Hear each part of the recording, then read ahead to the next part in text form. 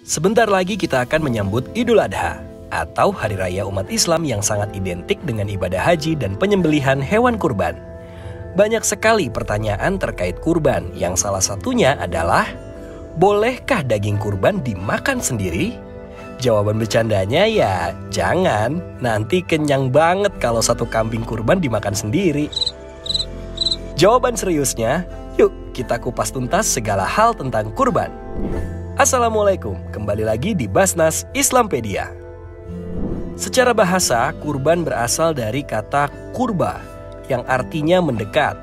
Dalam istilah fikih, kurban disebut dengan udhiyah yang berarti hewan sembelihan. Kurban merupakan ibadah yang dilakukan dengan cara menyembelih binatang ternak pada hari raya Idul Adha sampai akhir hari tasyrik untuk mendekatkan diri kepada Allah Subhanahu wa Ta'ala. Ini yang buat kaget. Perintah berkurban telah ada sejak zaman Nabi Adam alaihi salam, yaitu ketika Allah Subhanahu wa Ta'ala memerintahkan putranya Qabil dan Habil untuk mengorbankan harta terbaik mereka.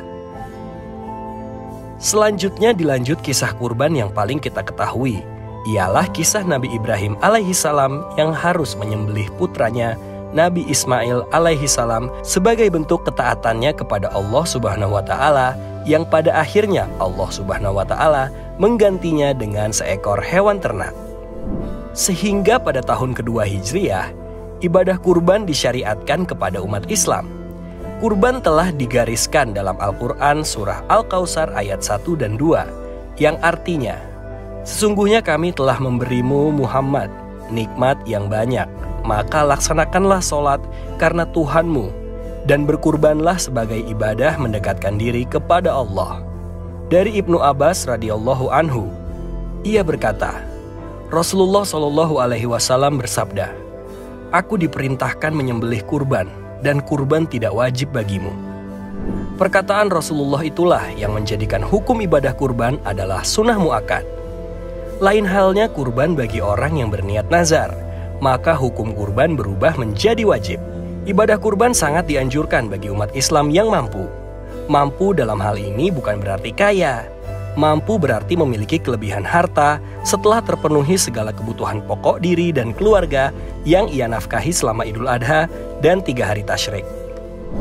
Dalam Al-Quran surat Al-Hajj ayat 28, disebutkan bahwa hewan untuk kurban ialah hewan ternak, seperti unta, sapi, domba, dan kambing. Hewan kurban yang biasa ditemui di Indonesia ialah sapi, kerbau, dan kambing. Kurban dengan seekor kambing diperuntukkan bagi 1 orang, sedang kurban sapi dan kerbau dapat diperuntukkan bagi 7 orang.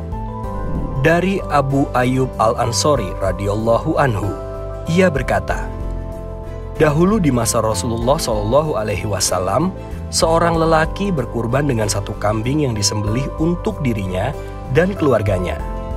Mereka makan dan sembelihan tersebut dan memberi makan orang lain. Jadi, ketika dalam satu keluarga yang berada di bawah satu atap, di antaranya ada yang berkurban, maka cukup untuk mewakili satu keluarga. Dan disunahkan bagi orang dan keluarga yang melaksanakan kurban untuk ikut makan sebagian dari daging kurbannya.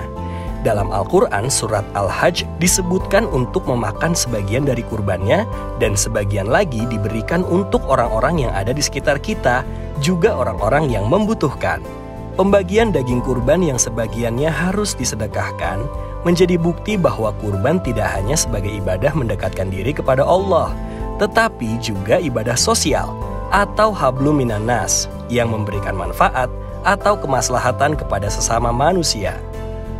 Kurban merupakan ungkapan syukur kepada Allah Subhanahu wa Ta'ala, ungkapan cinta kasih dan berbagi rasa kepada sesama, terutama kepada kaum lemah, juga sebagai cara menghidupkan syariat Nabi terdahulu, yaitu Nabi Ibrahim alaihi salam.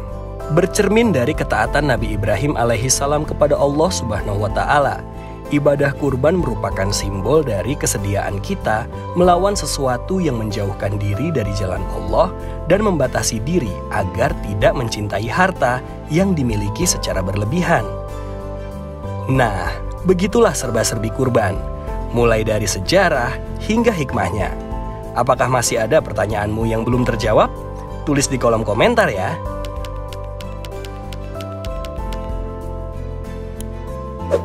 Oh iya, jangan lupa, kalau Basnas juga hadir untuk menyertai kesempurnaan kurban Anda.